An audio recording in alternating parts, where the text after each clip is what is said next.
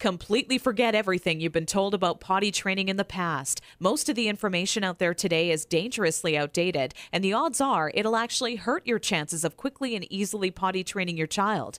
The absolute worst thing you can do is attempt to potty train your child without a proven plan. Simply using trial and error will only confuse your child, leaving you to clean up plenty of yucky messes from your floor, furniture, and especially your child's clothing. Be sure to watch this video until the very end, as I'm not sure how much longer this will stay online. I'm about to reveal to you a time-tested and proven method that'll have even the most stubborn child using their potty like a big kid, all within just 3 short days. I've never really been comfortable with others who now refer to me as some sort of potty training guru, so let me personally introduce myself. My name is Carol Klein, and I'm a regular woman like you, who's a mother of 4 mischievous children that I love to death. In this video, I want to share with you my personal story of how I stumbled upon a potty training method so quick and effective, you can personally use it to have your child potty trained in just 3 days, guaranteed. And most importantly, never have to smell, see, or change another dirty diaper ever again. Now, at the age of 11, I always wanted to be the proud mother of 13 children and live in an old stone house by a river. It can be funny how life really turns out. Instead of having 13 kids, I now take care of over 40 each year at a daycare business I built for myself. So let's just say between my own 4 children and running a daycare, I knew potty training would be a reoccurring obstacle in my life. Believe me, I know exactly what it's like to be in your shoes. As my firstborn Emily turned 1 year old, thinking ahead about potty training seemed like it would be an exciting time. In my mind's eye, training my child to use the potty is the first time I truly helped them on their way to becoming an individual. To me, it would be a rewarding experience for the both of us. As the time grew nearer and my little 26-month-old Emily started to show interest in that big white watery bowl, a wave of nervousness washed over me as the reality set in. I had no clue where to start or what to do. I was nervous that I wouldn't do a good job because, after all, it's not exactly something you can remember going through yourself as a child.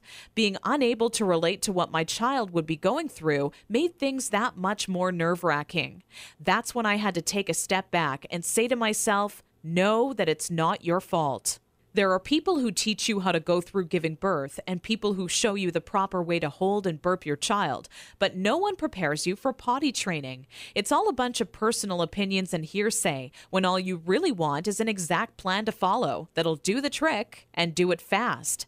So when I first sought out information on potty training, I turned to the internet, just as you probably are doing right now. I was bombarded with a million things I should buy to help make potty training easier. From reward chart stickers to special potties that played music when you peed, I was reluctant to spend money on something only to later find out it was just a gimmick.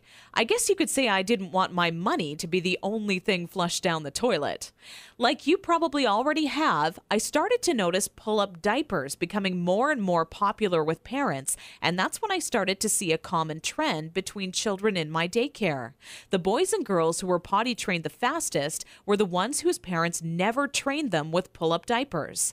After months of seeing this occur time and time again, I was convinced pull-up diapers simply don't work. If there's one thing I refused to do when potty training my daughter Emily, it was putting her in pull-up diapers. But I had to ask myself why so many parents are getting aboard the pull-ups bandwagon. Now, understand that the diaper business is a multi-billion-dollar industry. They know when your child is a baby, every dirty diaper will have to be replaced, and that's another dollar in their pockets. But once your child gets a little older, these companies risk losing your business. So how do they squeeze every last cent out of you before you no longer need their product? By creating a diaper you need to buy after diapers, or commonly known as pull-ups.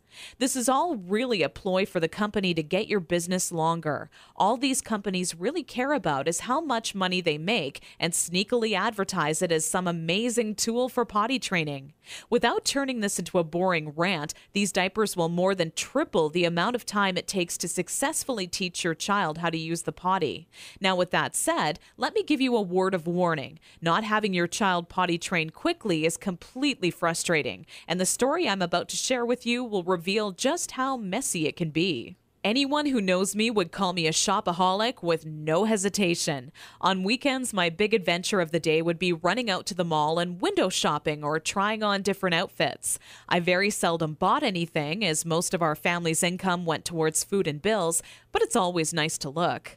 There I was in Saks Fifth Avenue with my little Emily, who was now just 26 months old and in her first week of potty training, when a pair of $348 black silk Prada dress pants leapt off the rack and led me to a change room.